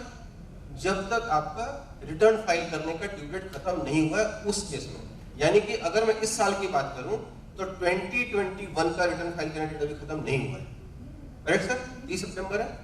उस केस में हम 19-20 का टीडीएस जो हमें चेक करना है, 26 ईयर्स का जो ग्रेड चेक करना है वो कौन सा साल करना है? वो भी उसी साल का करना है, क्योंकि वहां पर लिखा हुआ वर्ड सच ईयर का मतलब मुझे उसी साल का करना है। तो बहुत क्लियर हो गया। अब आगे बढ़ते हैं। रिटर्न फाइल कर रहा हूं 206 AB में मेरा टीडीएस कट गया हायर रेट पे। इसमें तो फिर पासवर्ड सारे देने पड़ेंगे। बैंक में तो पासवर्ड देने पड़ेंगे। नहीं आता हूं सर उसके बाद। जब ये आया तो लोगों ने ये बोला ये तो भाई हम तो डिस्क्लोज नहीं करते, मैं अपना इंफॉर्मेशन इनको क्यों दूं? मैं रिटर्न भरता हूँ नहीं भरता हूँ, फिर इनको कैसे यकीन होगा? इन्होंने मुझसे पूछा आप रिटर्न भरते हो? मैं हाँ भरता हूँ, दिखाओ रिटर्न। अगला क्वेश्चन ये है मैं आपको क्यों दिखाऊं? आपको पता चल जाएगा मेरे इनकम की। सर कंपनी से लेटर भेज ही दी है ना, रिटर्नों की कॉपी मंगा दी या टीडीएस कट रहा है ऊपर ना पे तो इन्होंने क्या किया, एक पोर्टल में एक ऐप वो डाल दिया, एक फैसिलिटी डाल दी। आप उस पर क्लिक कीजिए, पैन नंबर डालिए और पैन इशू का डेट डालिए, तो आपको पता चल जाएगा कि ये रिटर्न फाइल करता है, वो स्पेसिफाइड है नॉन स्पेसिफाइड है, और इतना ही पता चलेगा आपको। अगर वो स्पेसिफाइड पर्सन है, पैन इशू की डेट कैसे अवेलेबल? वो पैन कार्ड जो होता है, पैन कार्ड के साइड में जहाँ फोटो होता है उसको उन्होंने डेट पार्टी प्रोवाइड ही नहीं करती ना सर, पार्टी देते ही पैन है सर। पार्टी कहती बोल के एसएमएस करते नहीं, अगर आप वो इन्फॉर्मेशन नहीं दे रहे पैन का, ये 206 AB के लिए भी बता देता हूँ। पैन का मतलब वैलिड पैन, दैट इज आपके पास कॉपी होनी चाहिए। अगर कल डिपार्टमेंट आपको स्क्रूटनी करता है और कहते हैं 206 आपने अप्लाई नहीं कराया, पैन नंबर दिखाओ, तो आपको पैन नंबर दिखाना पड़ेगा। सर स्पॉन्सर पार्टी का पुराना पैन है जिसमें डेट होती ही नहीं थी। पहले पैन हाँ, अगर ऐसी सिचुएशन है पोर्टल में उसके लिए भी ऑप्शन है पोर्टल में। आप वहाँ पे जाएंगे डिटेल भरने के लिए, तो और करके आता है 2-3 ऑप्शन मांगते हो, आप उसमें डालिए, आपका आ जाएगा। इंपॉर्टेंट चीज ये है कि जब वहाँ पे लिखा हुआ आपके पास क्या आएगा, स्पेसिफिक पर्सन है नहीं है। अगर आपने लिखा कि नॉन स्पेसिफिक पर्सन है, आप उसका प्रिंट निकालिए, जो भी सिचुएशन है प्रिंट निकालिए, ताकि आपको डिटेल्स काटना है हायर रेट पे नहीं काटना है, वहाँ से पता चल जाएगा। क्वेश्चन ये है, जब डिपार्टमेंट को ऑलरेडी ये पता है कि ये पर्सन स्पेसिफिक पर्सन है और ये नहीं है ड्यू टू नॉन फाइलर, तो खुद क्यों नहीं कैच कर रहे? वो मेरे थ्रू क्यों जा रहा है?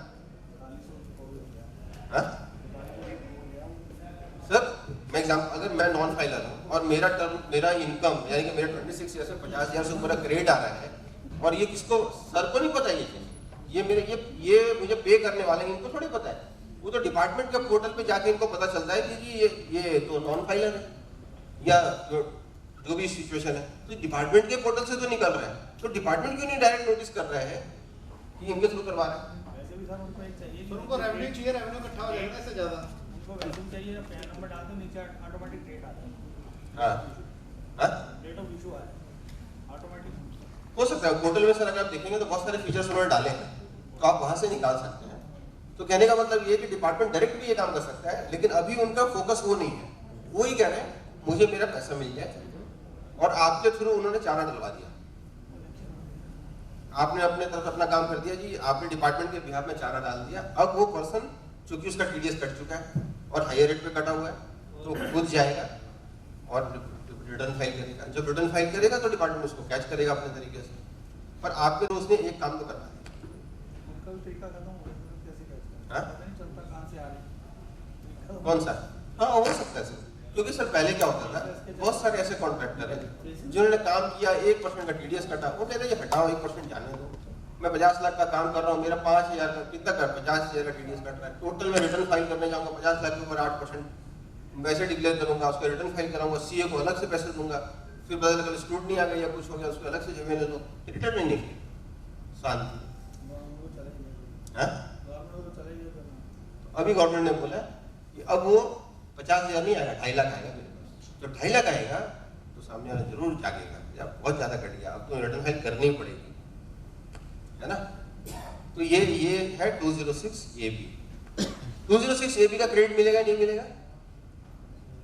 जैसे 206 A का तो आपने मना कर दिया नहीं मिलेगा, 206 AB का मिलेगा कि नहीं मिलेगा? तो मिलेगा ही। मिलेगा, क्योंकि पैन नंबर है, उसका सर्टिफिकेट भी है, वैलिड सर्टिफिकेट है, वो रिटर्न फाइल का सर्टिफिकेट। सर थोड़ा आगे, ये हो गया, हमने डिस्कस कर लिया।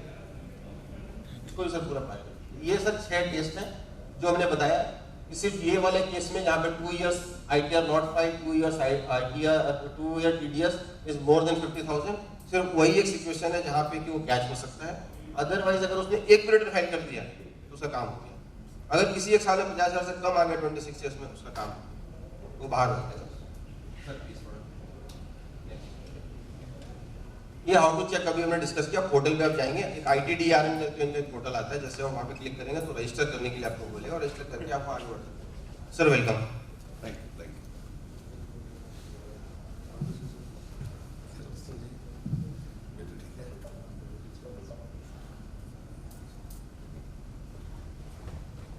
Sir, welcome after that, please. आपका सब करें सर। Thank you. एक और इंपॉर्टेंट सिचुएशन निकल के आती है कि 194 IA interplay of 194 IA 206 A AA 206 AB। तो अभी हमने डिस्कस किया कि 206 AA का क्रेडिट नहीं मिलेगा, 206 AB का क्रेडिट मिलेगा। 195 IA क्या होता है? ग्रॉसिंग अप की बात करते हैं। ग्रॉसिंग अप कब होता है? मैं आपके साथ काम कर रहा हूँ और आपने मैंने बोला सर आपका ना 10% का TDS मुझे काटना है, तो आपने बोला मुझे लेना देना नहीं है TDS से, मेरा आपसे 100 रुपये में बात हुआ, मेरे को 100 रुपये पूरे चाहिए, TDS का तो आप जानो, आपका काम जानो।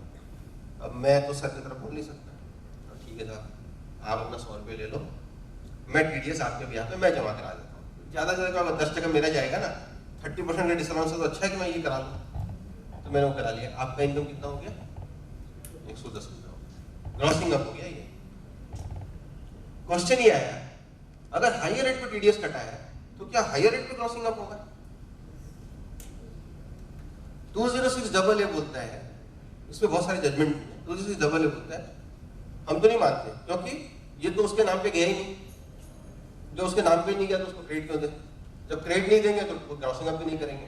206 AB ग्रॉसिंग अप देता है, सॉरी आपको क्रेडिट देता है, तो उस केस में मैं बोल सकता हूँ ग्रॉसिंग अप ही होगा, क्योंकि डिपार्टमेंट खुद बोलेगा कि आपका इनकम अब 100 रुपये नहीं रहा, 105 रुपये हो गया, तो 105 रुपये के हिसाब से आपका मैं कैलकुलेट करूंगा। ठीक है ना सर? 3 चीजें, whether the tax deducted at the higher rate, वो तो हमने डिस्कस कर लिया। सरचार्ज और एजुकेशन सेस भी लगेगा 5% के ऊपर या नहीं लगेगा? 5% के ऊपर सरचार्ज लगेगा या नहीं लगेगा? नहीं लगेगा, क्योंकि स्पेसिफाइड रेट, स्पेसिफिक रेट दे दिया। जब रेट ऑलरेडी दे दिया गया तो उसके ऊपर फिर फर्दर इंप्रूवमेंट नहीं है। Whether tax rate would be available, ये अभी हमने डिस्कस कर लिया डिटेल में। 206 CCA, ये भी अगर आप देखेंगे तो 206 AB का रेप्लिका है, जिसमें उन्होंने ये बोला, वो तो TDS के केस में था, ये TCS के केस में सेम चीज है, सिर्फ लास्ट में उसमें 3 क्लॉज था, rate specified in that, rate in force और 5%।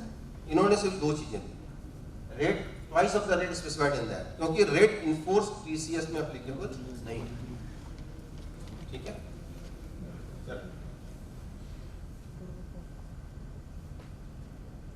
तो ये दूसरा प्रोविजन है जिसमें हम लोग बोलते हैं, जैसे हमने TDS के केस में देखा कि अगर आपका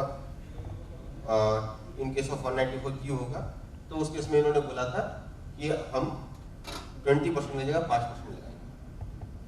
तो यहाँ पे 206C1H में उन्होंने ये बोला कि हम 5% की जगह 1% लगाएंगे, क्योंकि ऑलरेडी हायर रेट है, तो हम आपको 1% लगाएंगे। ठीक है सर, ये वही सेम चीज है। अगर पैन वर्सेस नॉन पैन तो क्या होगा, non pan versus non return, ऐसा सिचुएशन हो सकता है जहाँ पे कि पैन नहीं है मेरे पास, इसलिए मैं रिटर्न नहीं फाइल कर रहा हूँ, तो मैं क्या दोनों में फॉल कर जाऊंगा? नॉन फाइलर में भी फॉल कर जाऊंगा और 206A डबल ए भी एप्लीकेबल होगा, 206AB भी एप्लीकेबल होगा? नहीं होगा, एक ही एप्लीकेबल होगा। एक ही एप्लीकेबल होगा। कौन सा एप्लीकेबल होगा? जो हायर पे जाएगा, जो हायर। तो इन्होंने क्लियर कर दिया ताकि कोई कंफ्यूजन ना रहे। ठीक है, यहां तक हमने जो डिस्कस किया that is in respect of 194Q, 206A double A, 206AB, 206C1H, ये 3-4 सेक्शन हमने डिस्कस किया। कोई भी क्वेश्चन हो आप लोग पूछ सकते हैं, नहीं तो फिर मेरे पास भी कुछ क्वेश्चंस हैं, अदरवाइज मैम जैसा इंस्ट्रक्शन देगी। हाँ ठीक है, तो मैं अभी राइट, कोई क्वेश्चन है?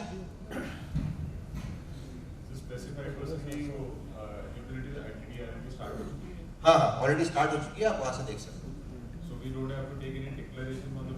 नहीं सर, कोई डिक्लेरेशन की जरूरत नहीं है। बहुत सारी कंपनी, जो बड़ी कंपनी है वो भेज रही है मेल, आप डिक्लेरेशन दो, आपने रिटर्न फाइल किया कि नहीं किया।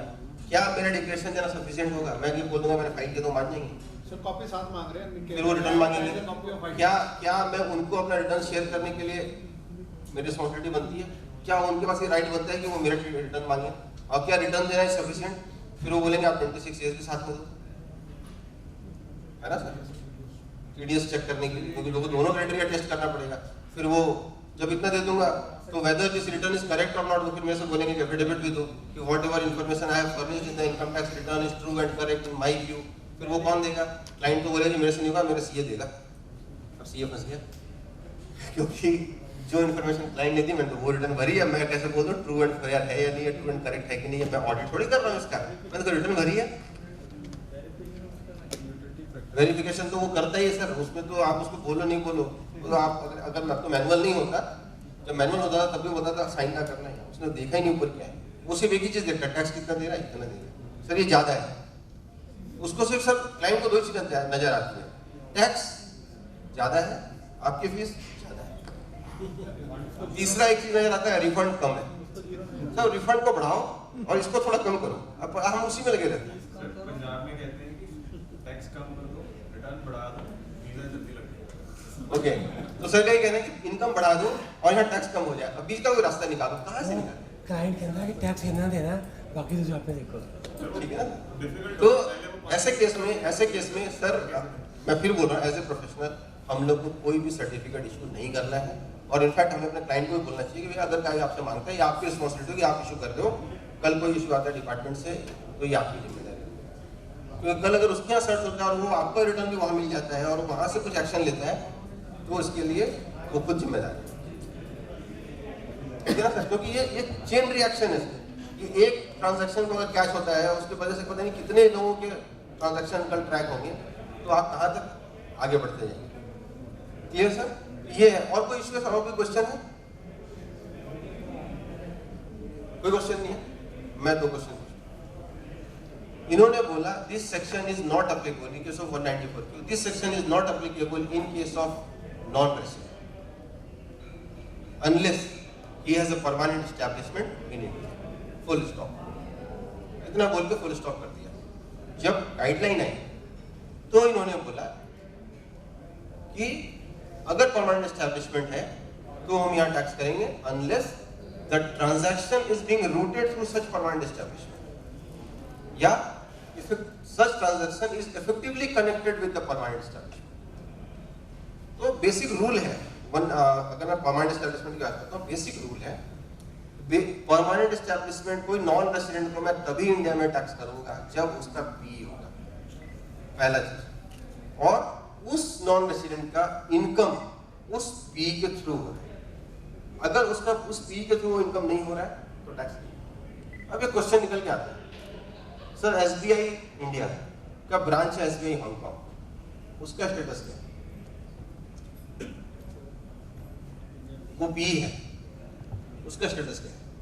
और वो जो हांगकांग ब्रांच है वो आपसे सामान खरीद रहा है वैल्यू मोर देन 50 लाख और आपका टर्नओवर प्रीसीडिंग ईयर में 10 करोड़ एक्सीड कर रहा है, टीडीएस एप्लीकेबल होगा नहीं? Any answer? क्योंकि उन्होंने ये बोला नॉन रेसिडेंट के ऊपर अप्लाई नहीं होता, लेकिन अगर कोई भी एंटिटी जो इंडिया में है और उसका परमानेंट एस्टैब्लिशमेंट बाहर है तो वो भी रेसिडेंट ही है, वो भी रेसिडेंट है, तो इस केस में अप्लाई होगा। सिटी बैंक न्यूयॉर्क का ब्रांच है कनॉट प्लेस दिल्ली में, उसने सर से 50 लाख का सामान खरीद लिया और सर का turnover more than 10 crore. Sir मैं 12 करोड़ नहीं बोल रहा हूँ, more than 10 crore, more than 10 crore है तो क्या होगा? अप्लीकेबल होगा? अप्लीकेबल, क्योंकि परमानेंट एस्टैब्लिशमेंट उसका ब्रांच जो परमानेंट एस्टैब्लिशमेंट नॉन रेसिडेंट तो है बट चूंकि वो पी है इसलिए अप्लीकेबल होगा। और कोई क्वेश्चन? क्योंकि सर नॉन रेसिडेंट के केस में ज्यादा कॉम्प्लेक्स आएगा, क्योंकि होता क्या है अगर किसी एक पर्सन का एजेंट बाहर है और वो एजेंट खरीद रहा है, जैसे मेरे से किसी ने क्वेश्चन पूछा कि मैं यहाँ एजेंट हूँ और मैं सर के बिहाफ में गुड्स अपने पास मंगाता हूँ और जब मैडम का या किसी भी कस्टमर का ऑर्डर आता है तो मैं वहाँ भेज देता हूँ सर के इंस्ट्रक्शन पे। मेरे पास जो गुड्स आ रही है हर बार उसकी value more than 50 lakh 20 lakh 30 lakh पूरे साल में 500 200 करोड़ को पार करती है। टीडीएस एप्लीकेबल होगा मेरे पे या नहीं? सो मैं बायर का जो डेफिनेशन है नॉर्मल टर्म्स में मैं बायर हूँ, मैं आप ही का एजेंट हूँ, मैंने गुड्स लिया है, ये मैंने प्रिंसिपल टू प्रिंसिपल बेसिस पे गुड्स नहीं लिया है, प्रिंसिपल टू एजेंट बेसिस पे गुड्स लिया है और मैं वो गुड्स आगे इन 4 कस्टमर को सेल करूँगा। तो ये 4 कस्टमर को जब मैं सेल करूँगा तो टीडीएस की रिस्पॉन्सिबिलिटी ये बायर, तो टीडीएस ये काटेंगे मैं नहीं। ठीक है ना सर? और कोई क्वेश्चन? हाँ, ये बायर है, ये बायर है, ये सेलर है, तो टीडीएस ये काट देंगे, मेरे पे कोई रिस्पॉन्सिबिलिटी नहीं है। ठीक है ना? और कोई क्वेश्चन है इसमें? मैम 148 सर आपने दुख दिया में आ गए। सर 148 का सर मैं एक चीज और कर देता हूँ, इसके अलावे ऐसा ही कि 4 सेक्शन पे मैं डिस्कस किया, इसके अलावा कोई भी अगर क्वेश्चन हो सर मैं सिर्फ 10 मिनट लूंगा, सर चलेगा? बिल्कुल नहीं, बिल्कुल। कोई भी क्वेश्चन हो हम लोग डिस्कस कर सकते हैं, एज ए प्रोफेशनल हम लोग इसको डिस्कस कर रहे हैं। कोई जरूरी नहीं कि मैं सारे क्वेश्चन का आंसर आपको अभी तुरंत कर दूंगा, लेकिन एटलीस्ट में पता चल जाए आपको मन में क्या चल रहा है। तो 148 ये बहुत ही आज के डेट में इशू है। 2 इंपॉर्टेंट चीज है, 148 13-14 का जो आज के डेट में आया है या जो जून में आया है वो वैलिड नोटिस है या नहीं है? लिटिगेशन इन हाई कोर्ट लिटिगेशन है सर वो हाई कोर्ट ने स्टे कर दिया, वो तो स्टे कर दिया। अब मैं उस पर हाई कोर्ट के जजमेंट पे भी नहीं जा रहा, अप्लीकेबिलिटी। अगर मैं सेक्शन को पढ़ता हूँ 148A में आना चाहिए। अगर मैं सेक्शन को पढ़ता हूँ तो इन्होंने अपने हिसाब से पूरा काम किया है। 148 का ड्यू डेट बढ़ा दिया इन्होंने, पहले बोला जी जितने भी ड्यू डेट 31 मार्च 2020 को फॉल कर रहे हैं उसको हमने बढ़ा दिया। फिर ये एक्ट लेकर आए जो सितंबर में इनैक्टमेंट हो गया, फिर उन्होंने बोला जी वो 31/3/2021 तक के लिए बढ़ गया। फिर दोबारा नोटिफिकेशन लेकर आए और उसको बोला जी हम 1 महीने के लिए बढ़ा रहे हैं। फिर बोला हम और 2 महीने के लिए बढ़ा रहे हैं, और साथ साथ में ये बोला कि जो प्रोविजन है जिसके बेसिस पे मुझे सर्टिफिकेट जो नोटिस इशू करने हैं वो भी साथ साथ में बढ़ते जाए, वो भी साथ साथ में बढ़ते जाए। तो उन्होंने तो अपना काम पूरा कर दिया, ये बोल के कि हमने प्रोसीजर भी बढ़ाया है और आपको नोटिस इशू किए। उसमें एक चीज़ भूल गए, क्योंकि एक सेक्शन 31/3/2021 को खत्म हो गया और नया सेक्शन आ गया। जो नया सेक्शन आ गया वो सेक्शन आज के डेट में वैलिड है, और उसमें ये बोला गया कि 148 कैपिटल सेक्शन है, और वो कहते हैं कि जब भी आपको 148 का नोटिस इशू करेंगे तो आपको पहले एसएससी को अपॉर्चुनिटी देना पड़ेगा, उसको बताना पड़ेगा, उसके बाद आपको अप्रूवल लेना पड़ेगा। There are so many procedure, वो प्रोसीजर वो फॉलो नहीं कर रहे। तो कोर्ट ने बोला कि आप प्रोसीजर फॉलो नहीं कर रहे, 148 is still applicable, so these all notices are खत्म। तो इस ग्राउंड पे सारे लड़ रहे हैं। अब यहाँ पे एक और क्या चाहते हैं, क्या सारे केसेस में हम रिट फाइल करेंगे? क्या आपका एसएससी के पास इतना एपेटाइट है कि वो एग्री करेगा? आप ये बात समझते हैं? अगर मैं क्लाइंट आता है उसको बोलूंगा कि आप ना तो सर रिट के थ्रू होगा, मैं तो जानता हूँ ये रिट के थ्रू ही होगा या रिट का ऑप्शन है, लेकिन अगर उसका एपेटाइट नहीं है, वो बोलेगा साहब रिट फाइल करो, कितना फीस करो? 2 लाख रुपए लगेगा। सर अब क्या बात करें, इतने में तो मेरा तो काम ही हो जाता है, ठीक है ना सर? तो ऑप्शन क्या है, आप रिप्लाई फाइल कीजिए डिपार्टमेंट में और इसी पॉइंट को रेज कीजिए कि आपने गलत नोटिस इशू किया, मेरे को आप नहीं कर सकते। Let the department should pass the order, वो ऑर्डर आपका अवेलेबल होगा, आप अभी आगे लेके जाइए उस ऑर्डर। प्रोसेस में जाएंगे, नॉर्मली नेचुरली टाइम लगेगा, डिपार्टमेंट डिसअलाउ करेगा, एक डिमांड क्रिएट होगा, फिर बोलेगा कि 20% जमा कराओ, नहीं तो मैं बैंक अटैच कर दूंगा। So these are the consequence, वो क्लाइंट को बता के चलना है। Otherwise if the client's pocket allows, जो फीस बनती है आपको दो और आप रिट फाइल करो। मैं आपको सर दोनों चीज बता दिया, अगर क्लाइंट का पॉकेट अलाउ करता है तो क्या करना, नहीं करता तो क्या करना। एज ए प्रोफेशनल हम लोग के पास क्या है, सारे कार्ड्स होने चाहिए। अब केस है जी 153 का, उसमें 4 साल एप्लीकेबल, 31/3/17 को खत्म हुआ, उसका 148 आ गया। अब उसमें पहले रिटर्न फाइल करके प्लीड करें या उसी को चैलेंज करते हैं 153? सर पुराने केस है जो आप कह रहे हैं 148 उस समय एप्लीकेबल है, उस केस में एप्लीकेबल है। 31/3/17 को खत्म हो गया, उसके बाद तो 4 साल का लिमिटेशन। हाँ, तो 31/3/21 तक था, तो आया अब हाँ। अगर नहीं 153 में वो कर ही नहीं सकते ना 153 तो आप उसको चैलेंज कर सकते हैं, चैलेंज कर सकते हैं। बट ये क्वेश्चन वैलिड है कि मैं पहले रिटर्न फाइल करूंगा या नहीं करूंगा। हाँ। सर 148 आज के डेट में जो लॉ है उसमें रिटर्न फाइल करने के लिए नहीं बोला गया। सर ये पहले जो लॉ था वो जीके एंड ड्राइव साहब से चल रहा था, जीके एंड ड्राइव साहब सुप्रीम कोर्ट का ऑर्डर था, डिपार्टमेंट का इसके लिए कोई प्रोविजन नहीं था, सुप्रीम कोर्ट का ऑर्डर था। सुप्रीम कोर्ट ने ये बोला था कि आपको ये स्पेसिफिक प्रोसीजर फॉलो करना है, जब आपके पास नोटिस आएगी तो रिटर्न फाइल करो, अपॉर्चुनिटी आप उसके बाद फिर ऑब्जेक्शन रेज करो, ऑब्जेक्शन को डिस्पोज करना है, फर्दर उसके बाद कोई और उसके बाद वो सबमिशन देगा, सबमिशन को भी सेटिस्फाई करना है, तब आगे ऑर्डर पास हो सकता कैलकाटा हाई कोर्ट ने यही बोला है कि आप प्रोसीजर अडॉप्ट कीजिए। है। Yes, without procedure you can not do. High court ने यही बोला है आपका। करेक्ट, यही है लॉ, बिल्कुल सेट है, हम लोगों को कैसे अप्लाई करना है। अगर बाई चांस अगर उसको रिपीट करते हैं सेम रिटर्न को रिपीट करते हैं सर अगर आपने पहले रिटर्न फाइल किया हुआ है, 148 की नोटिस आती है, आप दोबारा रिटर्न फाइल कर रहे हैं, सेम रिटर्न फाइल कर रहे हैं, एज्यूमिंग कि आपने जो पहले फाइल किया था वो करेक्ट फाइल किया है, नो हार्म। बट आपके पास एक फाइनल अपॉर्चुनिटी है, आप एक बार देखिए कि कहीं ऐसा तो नहीं है कि कोई चीज मेरे से छूट गया हो उस टाइम पे, क्योंकि अगर नोटिस आई है there that means there is something, वो सीरियल वाला ना कुछ तो है नया, तो ऐसा तो हो सकता है। You have to ask the reason of course sir, reason to believe, लेकिन सर वो ओल्ड एक्ट में था, ओल्ड एक्ट में था रीजन टू बिलीव आप मांगेंगे उससे। आज के डेट में तो वो पहले आपको आके बोलेगा।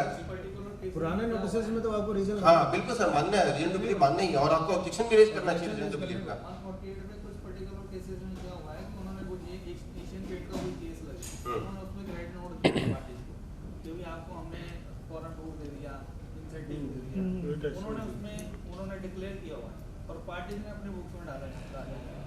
दैट केस सर देखिए, ये स्पेसिफिक ट्रांजैक्शन टू ये ट्रांजैक्शन हमारा अंडरस्टैंडिंग, हमारा केस का सेक्शन का एप्लीकेबिलिटी ये वेरी करेगा। बेसिक हम लोग को ये समझना है 148 इशू होने के लिए रीजन टू बिलीव होना चाहिए असेसिंग ऑफिसर के पास। अगर आपके पास कोई नोटिस आई है और आप आज की डेट में उसको रिटर्न फाइल करते हैं, रिटर्न फाइल करिए और उसका जब रिप्लाई फाइल करते हैं आपको बोलिए मेरे को रीजन टू बिलीव दो, और सिर्फ रीजन टू बिलीव पर नहीं रुकना है। 3 चीजें मांगिए उनसे। पहला चीज रीजन टू बिलीव, दूसरा चीज approval of the approving authority, principal commissioner का अप्रूवल चाहिए, अप्रूवल भी मेरे को दिखाओ।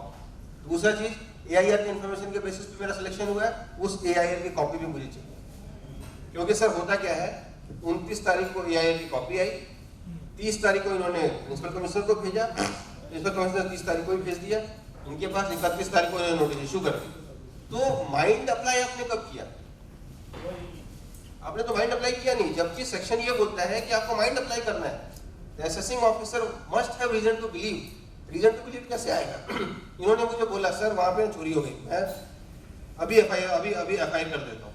अरे मेरा मुझे तू इन्वेस्टिगेशन तो करने दो, मेरा भी तो कुछ रोल बनता है कि नहीं बनता, वो ये नहीं कर रहा है, आपको वो भी चेक करना 133(6) भी देना जरूरी है। डेफिनेटली।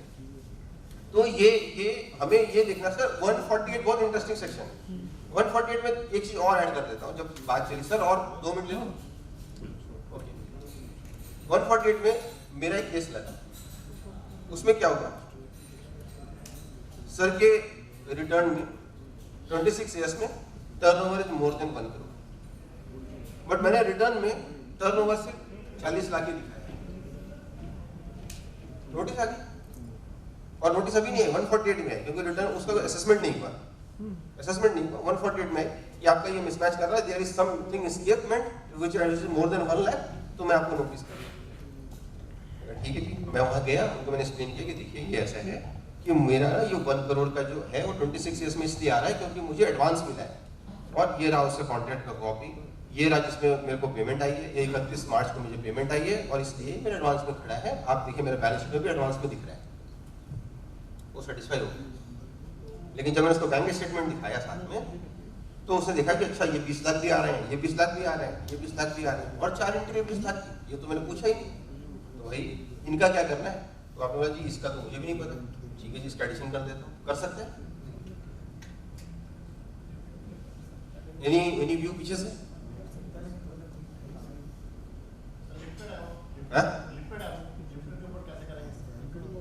नहीं सर, 147 में कैसे बता रहे हैं लिमिटेड? करेक्ट। तो वहां पे जो वर्ड लिखा हुआ है 148 का, 147 पुराना वाला सेक्शन देखेंगे तो वहां पे लिखा हुआ है एंड। अगर जो आपका जिस बेसिस पे रीजन सिलेक्शन हुआ है केस का, वो एंड उस प्रोसीडिंग के दौरान और कुछ मिलता है तो वो ऐड होगा। इसका मतलब पहला वाला भी होना चाहिए, तब दूसरा होगा, तभी सेटिस्फाई होगा। अगर पहला वाला में मेरा 0 हो गया और सेटिस्फाई होगा कि पहला वाला में कोई एडिशन नहीं बनता है आपका, तो वो एंड फेल हो गया। जैसे वो एंड फेल हो गया तो आप सेकंड वाला पे नहीं कर सकते, इवन दो यू नो कि ये छूट रहा है, मेरे से स्टेटमेंट है यहाँ पे, फ्रेश नोटिस देना पड़ेगा अगर टाइम है तो। टाइम नहीं है तो कुछ नहीं, खत्म हो गया। बट अभी जो 148 कैपिटल आया, सॉरी 147 का जो नया वाला सेक्शन आया, उसमें इन्होंने एक्सप्रेशन क्लॉज ऐड किया, एक्सप्लेनेशन ऐड किया, जिसमें ये बोला कि 148 कैपिटल ए का प्रोसेस को फॉलो करना जरूरी नहीं है अगर असेसिंग ऑफिसर को ड्यूरिंग द प्रोसीडिंग ये पता चलता है कि कोई इनकम है जो छूट गया है तो उसको भी ले सकता है। तो ये उन्होंने एक एक्स्ट्रा पावर दी। Clear sir? और कोई क्वेश्चन? अब मैं ज्यादा टाइम नहीं लूंगा, सर में वो नाराज हो जाएंगे। Thank you so much, thank you so much for patient listening.